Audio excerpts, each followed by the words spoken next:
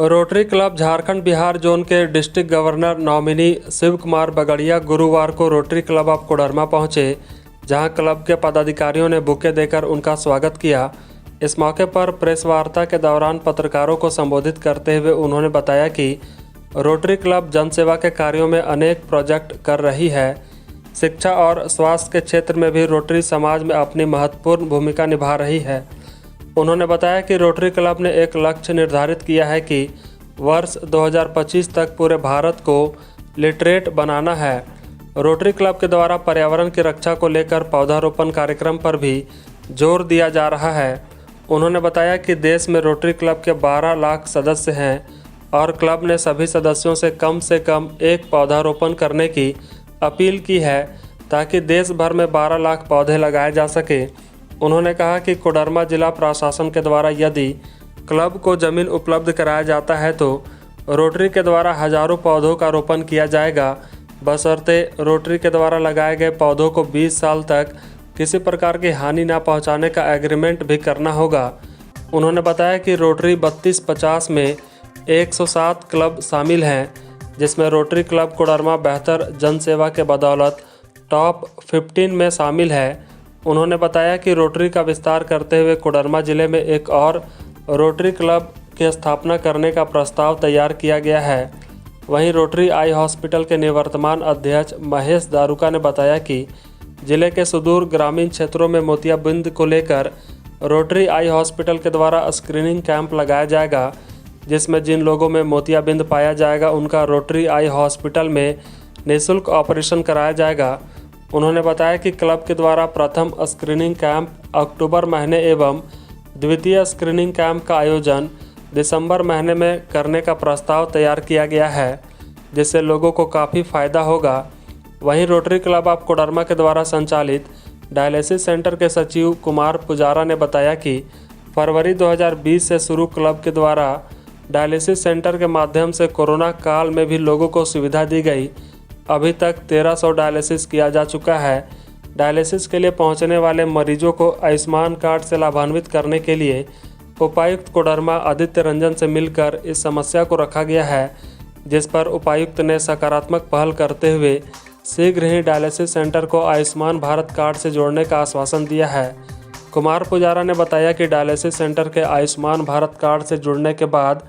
Club को होने वाले लाभ को डायलिसिस कराने पहुँचने वाले मरीजों की सुविधा में लगाया जाएगा। प्रेस कॉन्फ्रेंस के दौरान रोटरी क्लब ऑफ कोडरमा के सचिव नवीन जैन भी मौजूद थे। सेवा की कार्य में हम लोग जुड़े हुए हैं। हम लोग का इच्छा है इन्वायरमेंट में काम करने की है, मेडिकल लाइन में काम करना है, स्कूलों में लिटरेट का टारगेट है 2025 तक टोटल लिटरेट करना है पूरे इंडिया को, और खास करके बिहार झारखंड पर हम लोग का ज्यादा फोकस रहेगा कि टोटल लिटरेट हो। अभी इलिटरेसी काफी ज्यादा फैली हुई है, तो रोटरी इंटरनेशनल इस पर कार्यरत है। यदि आपके कोडरमा में 1000 एकड़ भी जमीन मिले, 2000 एकड़ जमीन मिले, 3000 एकड़ जमीन मिले, 4000 एकड़ जमीन मिले,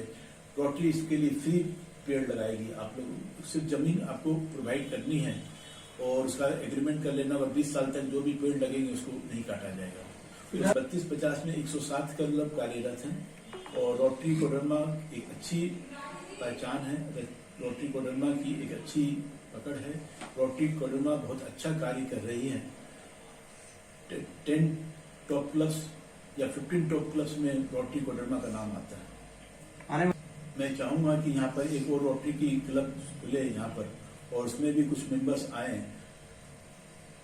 40 मेंबर कम से कम आए, और जितने अधिक हाथ मिलेंगे, जितने अधिक लोग जुड़ेंगे, जितने अधिक भावना इनोवेटिव आइडियाज आएंगे, उस हिसाब से हम लोग कार्य करेंगे। आई हॉस्पिटल के माध्यम से यहाँ के नियर बाई एरिया जो हैं, जो 10 से 15 या 20 किलोमीटर रेडियस में है, कोडरमा के सुदूर क्षेत्र हैं, वहाँ से मोतियाबिंद के मरीज जो ज्यादातर अधिक उम्र के होते हैं और जिनके पास साधन नहीं होता है, तो वहाँ उन्हीं की एरिया में, उनकी बस्ती में, उनके क्षेत्र में जाके हम लोग स्क्रीनिंग कैंप लगाएंगे। यहाँ से हमारी टीम जाएगी, मेडिकल टीम, और वहाँ पर पहले से प्रचार करके ग्राम पंचायत या वहाँ के मुखिया उनसे संपर्क करके एक दिन का कैंप लगेगा वहाँ जितने लोग आएंगे, हम लोग का टारगेट है कैंप में कम से कम 200 लोग आए और वहाँ उनकी जांच होगी और उसमें जो लोग भी मोतियाबिंद के मरीज मिलेंगे उन लोगों को हम एक पर्टिकुलर डेट दे देंगे और 15 से 20 मरीज को एक एक दिन यहाँ बुला के और उनका यहाँ मोतियाबिंद का ऑपरेशन होगा, आंखों में लेंस लगाया जाएगा और 2 दिन यहाँ रख के फिर चश्मा दे के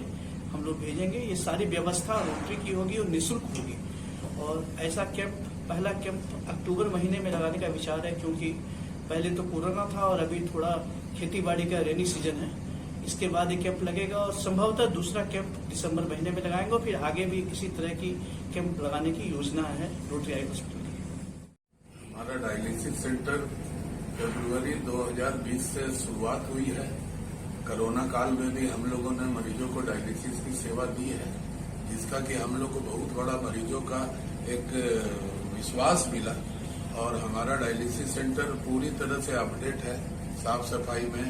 इक्विपमेंट्स में और हमारे टेक्नीशियंस जो है बहुत अच्छे से काम कर रहे हैं और करीब 1300 डायलिसिस अभी तक हम लोग कर चुके हैं। हमारे साथ थोड़ी सी कठिनाई ये आती है कि हम लोगों को आयुष्मान भारत में अभी तक रजिस्ट्रेशन नहीं मिल सका है, जिसके लिए हम लोग अभी चेष्टा में हैं और हमारे डिस्ट्रिक्ट कलेक्टर साहब का भी हम लोगों को इस आयुष्मान भारत योजना में रजिस्टर्ड होने में बड़ा सहयोग मिल रहा है और हमारा रजिस्ट्रेशन अगर आयुष्मान भारत में जितनी जल्द हो जाएगा उतनी जल्द हम लोग जो